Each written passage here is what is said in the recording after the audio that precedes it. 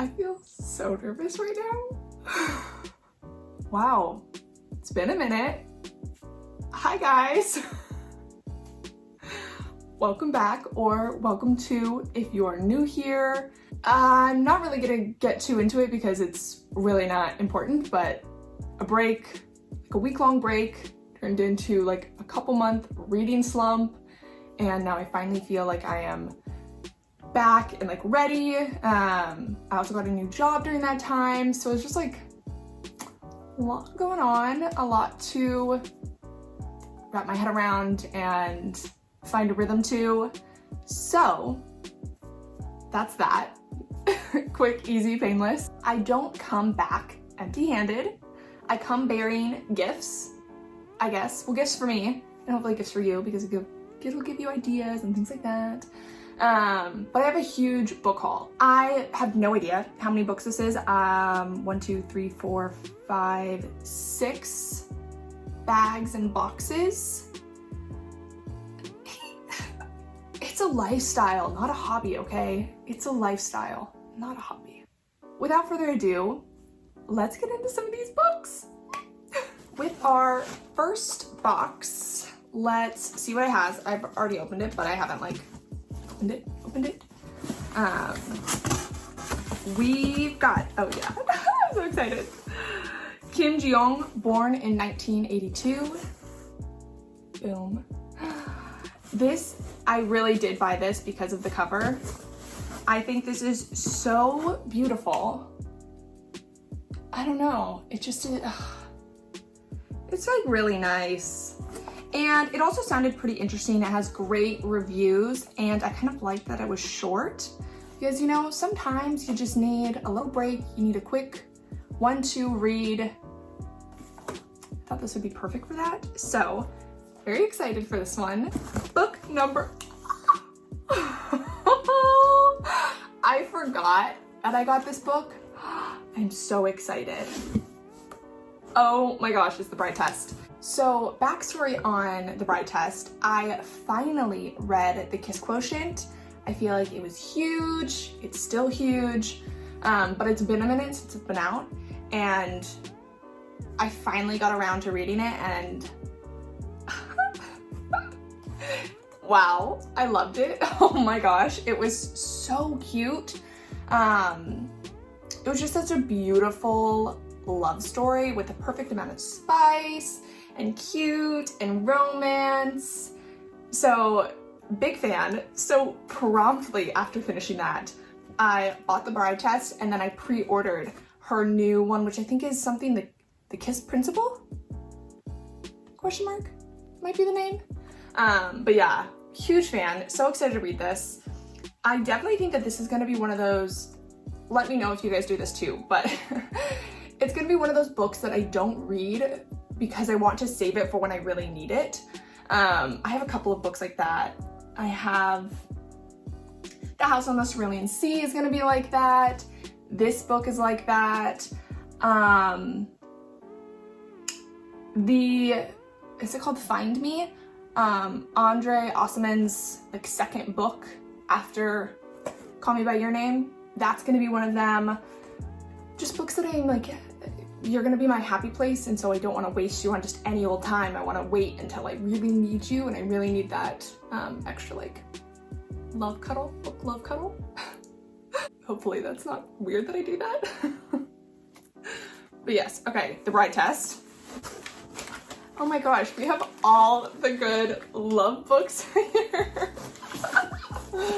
One Last Stop. Similar to The Bride Test, I loved, was it Casey McQuiston's, her first book, what was it, Red, White, and Royal Blue. Loved that, so cute, so much fun to read. And so when I figured out, put 2 and 2 together, that One Last Stop was by the same author, I was like, oh, I gotta get it. The next book is Sabrina and Corinna, question mark. I saw this on, oh, I always forget it, Noelle Gallagher's. She read this, it was on her August TBR, it was on one of her TBRs, or it was on one of her wrap-ups. And wow, cover is gorgeous. If that does not scream buy me, read me, love me, what does? What does? But other than that, I was also really intrigued because it is short stories. So I always feel like those can be really fun. And I actually have not read too many short stories, so I thought it'd be an interesting thing to get into.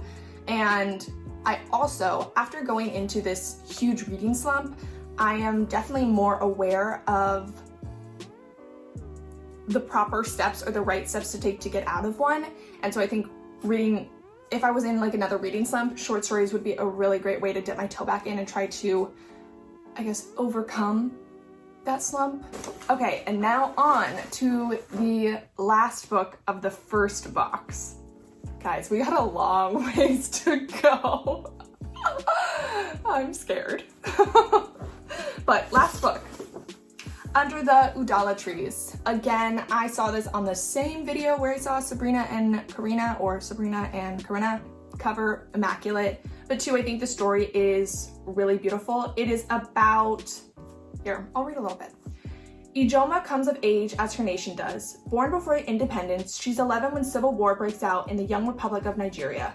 Sent away to safety, she meets another displaced child and they, star-crossed, fall in love. They are from different ethnic communities. They are also both girls. But when their love is discovered, Ijoma learns that she will have to hide this part of her, and there is a cost to living inside a lie. I just feel like this is, it sounds beautiful, it sounds really moving, and yeah, that's why I bought it. Okay, so this nondescript bag is next up. So I know that the first box all came from bookshop.org. This one I think came from, I think this one is from Barnes & Nobles. It was books that I wasn't able to find at any of the bookstores that I had gone to recently, and so I just picked them up when I was there. So the first book that we have is The Fire This Time, A New Generation Speaks About Race. I think it's by, the foreword is by Jesmyn Ward, or it's edited by Jesmyn Ward. I think it is in response to a book that James Baldwin had done like years ago. His was, James Baldwin wrote In the Fire Next Time, and so The Fire This Time. It is just like a collection of stories, poems, essays about race in today's society and in our generation right now. I think I've said this before, but you can never stop continuing to educate yourself. So there's that.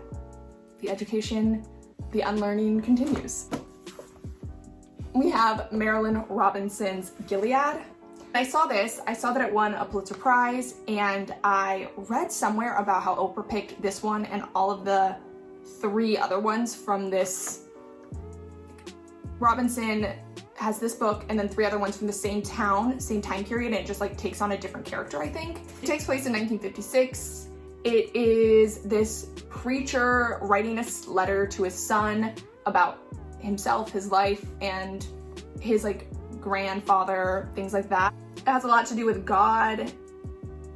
I think it takes place in the South.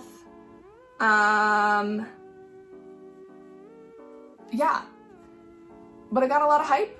It, you know, Pulitzer Prize, you can't just win that willy-nilly easy. These next 2 books I'm very excited about because they are ones I've wanted for a really like a year, 2+, but I was never able, like I didn't ever see them just on the shelves at bookstores, so I got them when I was at Barnes & Nobles. The first one is The Phone Booth at the Edge of the World. So the reason I was so excited about this is because it's about this phone booth that I actually think is a real place where people would go to, or maybe it's the real place isn't a phone booth, it's a, not a stool, not a chair, a bench. That's the word. There we go, Logan.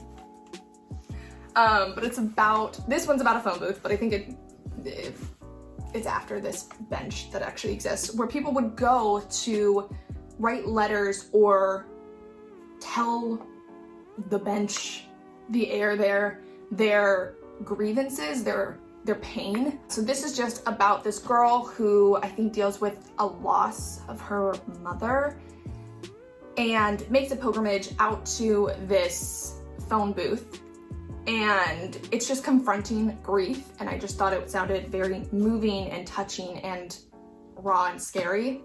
So that's why I got this. I'm very excited about this. It's beautiful. Immaculate. Immaculate. The last one we have is Before the Coffee Gets Cold. Another one that I have been super excited to get my hands on. Again, can we say the cover? Ah, so cute. It's about a coffee shop where it's a little bit like Magic, where you can go in and have a coffee with someone who is no longer living. But it just sounded like an interesting concept, and similar to The Phone Booth at the End of the World, I think it'll deal a lot with grief. But this is the last book of our second bag. On to the next. All right, I'm mixing it up. We got one of our book of the month picks. I think I have more than one book in here. Can't remember. Let's see. Okay, yes, there's more than one book. First book we got, this is from not August, July's books, book of the month picks. So I picked up Sisters in Arms. It's not a true story of the 6888 Central Postal Directory Battalion. Sisters in Arms explores the untold story of what life was like for the only all-black female U.S. battalion to be deployed overseas during World War II. The second book that I picked up as my add-on for July was Dark Matter. Apparently this book has a lot of hype. I feel like I haven't heard of it before, but I think it's a couple years out now. But it is a sci-fi thriller thing going on, a life within a life, and which one is the truth sort of thing. Book number, oh, cool, smooth Logan. Box number 3, done. We are, in theory, halfway done. We only have 2 more bags and 1 more box. Oh, there's a lot of books to go. Sit tight, grab some more popcorn, grab some water. Here we go. Ahaha. I have been wanting to read Neil Gaiman for a long time. I loved Good Omens, the TV show. I think I've watched it like twice through and through. Maybe 3 times, question mark, I'm not sure. So I saw this on their like used books, great deals section. It's The Ocean at the End of the Lane. And so I will say, do I know much about this book? No, I really did just pick it up because it's Neil Gaiman. You'll see right from the cover why I got this book. Damascus Nights. That's so beautiful. Oh my gosh, it happens that Salim the coachman, the most famous storyteller in all of Damascus, is mysteriously struck dumb. To break the spell, 7 friends gather for 7 nights to present Salim with 7 wondrous gifts, 7 stories of their own invention. I think this will be a really fun read. It sounds like it'd be a happy one, but watch me read this and it has really sad stories and I'm bawling my eyes out. Damascus Nights, very beautiful. Oh, wow. Oh, I love it. Okay. This is another one that I got at the Seattle used bookstore, The Light We Lost. This has been on my TBR for a really long time. A couple who I think have been together for a really long time and they're trying to decide if it is right to take the next step forward or if the love that they had once shared is too far gone. It's kind of like a little too late and they should just kind of cut their losses. But I think it is going through their whole relationship from start to finish. Okay, here we go. Next we have The Sympathizer. It was the 2016 Pulitzer Prize for fiction. It is a sweeping epic tale of love and betrayal. The narrator is a communist double agent, half French, half Vietnamese. He arranges to come to America after the fall of Saigon, and while building a new life with other Vietnamese refugees in LA, he's secretly reporting back to his communist superiors. What more could you ask for a book? It sounds really intriguing, and it was on sale. So we love a bargain. Next book we have is Big Friendship. This was big for a hot minute last year, question mark. But one of my best friends has read it and she thought I would really like it, so she had recommended it to me. And so I saw it and I was like, okay, I've been looking because I didn't want a hard copy, I wanted it in paperback. And I found it and I was like, okay, I'm buying it. Support the local bookstores. We love it. The next book we have is another bargain book. It is by Gloria Steinem and it is The Truth Will Set You Free, but first it will piss you off. I was really excited about this because I think it is just a collection of her most famous or inspirational and outrageous quotes, it says, with an introduction and essays by the feminist activist herself. I think that sounds so fun. I think it sounds really interesting and it's definitely a different avenue than I would normally read. So that's why I picked this one up. Okay, this next one is one that has been on my list for a while. I think right around the first time when I first downloaded Goodreads, like 2-3 years ago, this was like one of the first books I put on my TBR list. It is Next Year in Havana. It sounded really interesting because it is a dual storyline. So one, it takes place in 1958, and it's about this girl who kind of lives in high society in Cuba, and she has like this affair or like this star-crossed lover situation going on, and then the other side is that girl's granddaughter or something. She lives in Miami. She, I think, takes a visit to Cuba and is kind of struck with the differences between what she's heard of this like romanticized Cuba from her grandma and the reality of where it is today. Excited to be reading this. I'm hoping to read this soon. I could see it being a good summer to fall book, just based on the cover alone, but we have Next Year in Havana. We started and we will end this one with Neil Gaiman, Good Omens. I was literally checking out and he was like, oh, Neil Gaiman, I love him, blah, blah, blah. And I was like, oh yeah, I'm really excited. I loved the TV show, but I've actually never read something from him. And he was like, oh yeah, Good Omens is like one of my favorite books ever. Yeah, I really wish you guys had like a copy or a used copy. I'd love to read it because I did love the story so much. He was like, oh, I think we do. Let me check. And then he was like, yeah, we do. And I was like, oh great, I'll buy it. I was like checking out and I bought it. I'm looking at this pile of remaining books I still have left from one trip to this used bookstore that I'd never been to in Bend, Oregon. So many. Okay, we're diving into it. Let's do it.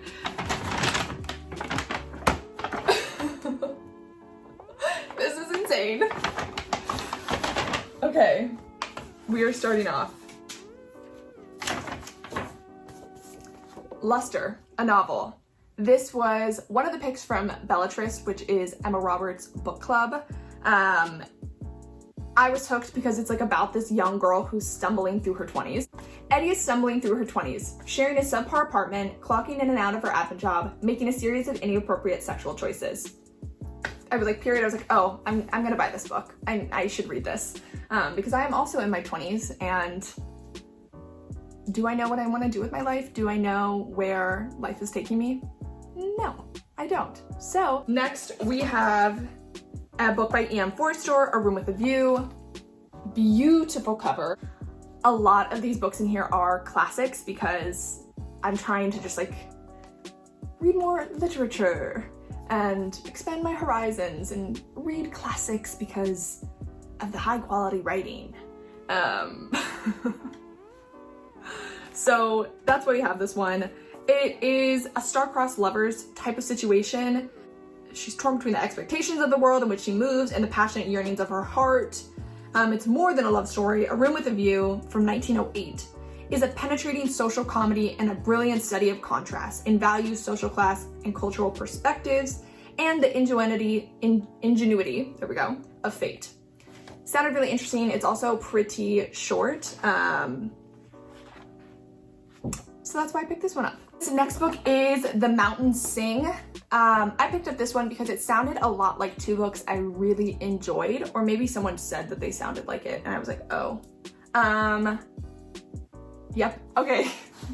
This is another one where I read the first line and I was like, okay, I'm going to buy this. It is inevitable. With the epic sweep of Min Jin Lee's Pachinko or Ya Gyassi's Homecoming, The Mountain Sings tells a multi-generational tale of the Tran family set against the backdrop of the Vietnam War. For those of you who don't know me, hi, my name is Logan Cox, and I loved Homegoing and Pachinko, two of my favorite books. Nice to meet you. High hopes for this book, high expectations, but trying to keep them, you know, low. We don't want to have too high of expectations and meet them. But yes, I love those two books, and I love a multi-generational story. You can't have a classics haul without Jane Austen herself. This is Persuasion, and I got it because, wow, isn't that so beautiful? Oh, I just love this. I've only read one Jane Austen novel, but I have a couple. I have Emma and I have Pride and Prejudice, which I read. So maybe I only have two. This is about this girl who like falls in love when she's really young and decides, no, I can't like do this, I'm too young, think about my future. Goes down another path, but then like it's always had this longing for this man or this other love. And I think it's a story of second chances. The next book we have is The First Phone Call from Heaven by Mitch Albom. Oh, I love that. You can like kind of see, it has little stars on it, which you can kind of picks up. But I got this one because one, it was on the bargain book bin. So I think it was like $2 or something. Yeah, it was $2 for a hardcover. Are you kidding me? But two, I'm a big fan of Mitch Albom. I love, to this day, I read it in high school, maybe my freshman or sophomore year, Tuesdays with Morrie, and it is still one of my most beloved favorite books to date. And I like Mitch Albom's book in general because it's his books are the type of books where every page has some little tidbit that is very thought-provoking and can make you kind of stop and like think. He does a really great job of just creating thought-provoking content. So that's why we have The First Phone Call from Heaven. It's kind of like a weird way that he wrote it. I don't know if you can see that. Because it's like the phone call from First Call Heaven. It's like you read it up and down instead of side to side. But I don't know if you care about that. On to the next one. This one has a sad story to it. So I got Great Expectations by Charles Dickens, and I got it in this beautiful book. So gorgeous. I had it for maybe a day, and then water got spilt all over it. And so it is like, you can see all of this got soaking wet. And it took about like a week to dry fully. It was very sad. It was very sad. But, you know, it gives the book a character. It's fine.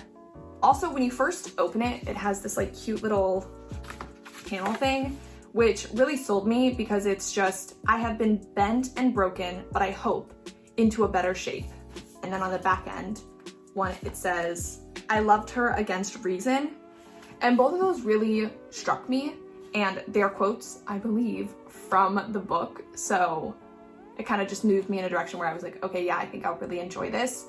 I feel like I'm going faster through all of these books as we are nearing the end here. This one is Love in the Time of Cholera. I definitely got this because of the cover. I think this version, I haven't seen this version anywhere online when I was looking for it. I'm like obsessed with the way that this book looks. I think it's, honest to goodness, gorgeous. This is just a love story, a classic, and I've heard great things about Marquez himself, so I'm very excited about this one. All of this is kind of in full circles. We spoke of James Baldwin before, we have James Baldwin here. This is Go Tell It on the Mountain, a classic, should be read. This is, I think, a story about a 14-year-old boy coming to learn of his identity. Baldwin chronicles a 14-year-old boy's discovery one Saturday in March 1935 of the terms of his identity as the stepson of the minister of a storefront Pentecostal church in Harlem. Baldwin's rendering of his protagonist's spiritual, sexual, and moral struggle of self-invention opened new possibilities in the American language and in the way Americans understand themselves. Okay, so this next one I was so happy about because it is a relatively new book still, a book that I've been wanting to read for forever. This is a used copy, so I got it for like $10 when it's normally, what, 26? And it is like still in just like pristine condition. Is there anything better than finding like a perfect conditioned book that you've been looking for a long time? 50 Words for Rain has been on my list for a really long time. I think this cover is beautiful. I don't know if you guys can see like the tree in it. I picked up this one because again, it is, they take place over like decades and spans across a bunch of different continents. It's about this young girl who lives in Japan, 1948. She goes to live with her grandparents who are trying to lighten her skin because I think she's half Japanese, half African American. And she just kind of like lives this sad, concealed life of solitary and like obedience. But then chance brings her older half brother Akira to the estate that is his inheritance and destiny. They become allies, something their formidable grandparents can't allow, and that will irrevocably change the lives that they were always meant to lead. But yeah, this has been on my list for a really long time. I'm so happy that I picked it up. Ugh. Like this makes me so happy. Yay. Hey, we are close to the end of this. I think we only have 4 or 5 books left in here. I'm gonna just kind of punch them out 1, 2, 3, 4 because I think a lot of them are classics. Tropic of Cancer. I bought this book because it was one of those like banned books for a very long time.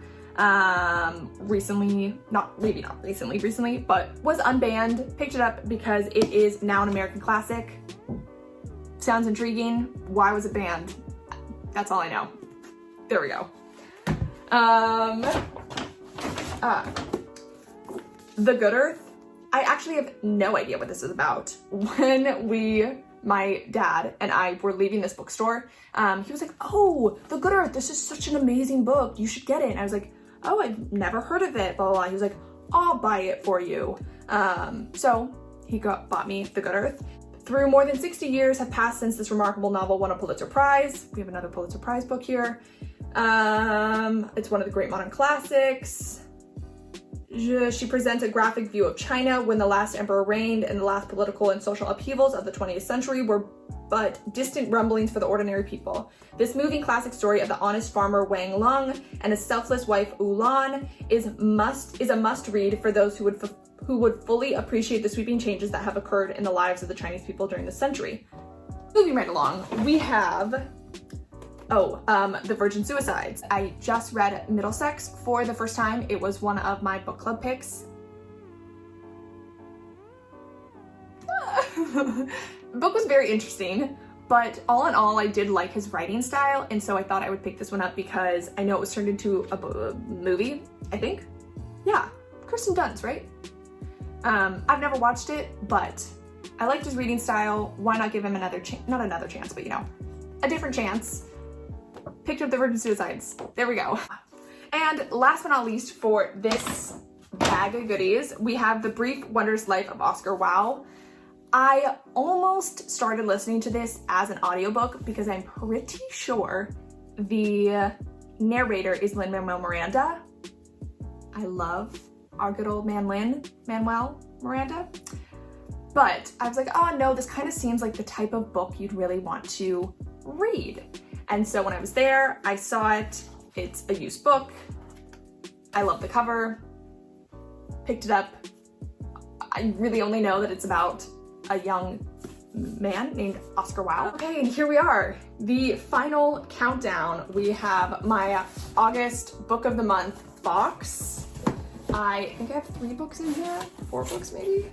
I don't know if any of these were the August picks or just picked one that was a fan favorite and then picked 2 add-ons.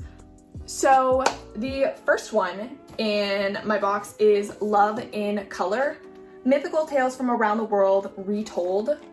Let's take a moment. A beautiful, beautiful, beautiful cover. I thought this sounded interesting because I believe it is short stories, as I mentioned, trying to get more into those.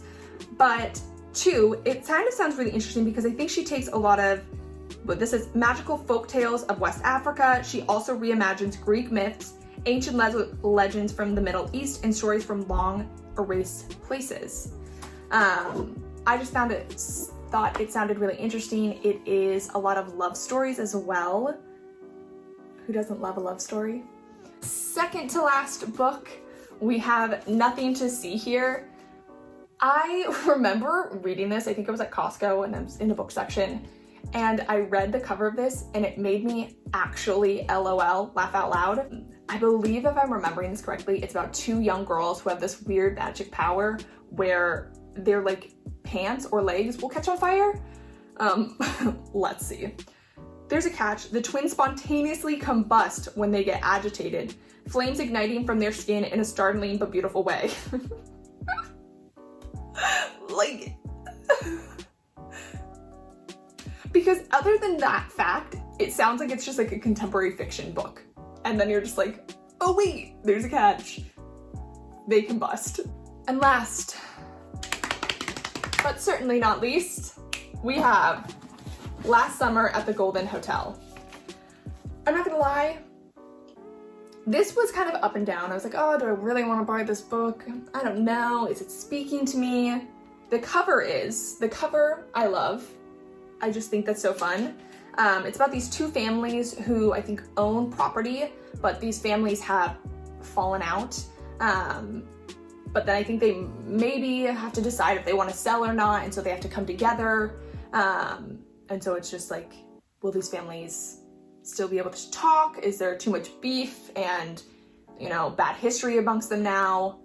That's the kind of gist I got from this. That was a lot of books, but I am so happy that I finally got them because now I have the hard task of figuring out where to put them on this bookshelf. But I hope you guys enjoyed this. If you guys own, have read, have been interested in any of these books, please comment below your thoughts, questions. I love chatting with you guys all. I love chatting with all of you guys. And again, if I didn't say this already, I really appreciate those of you who are still here. I did take a long break, but I'm back, better than ever. Here we go. I have a couple of really exciting ideas coming up, and I can't wait for you guys to see them as well. If you guys like this, don't forget to like and subscribe. And I will have all of these books linked below on Bookshop and maybe some other places as well, if you guys are interested in buying them as well. All right, see you guys soon. Bye.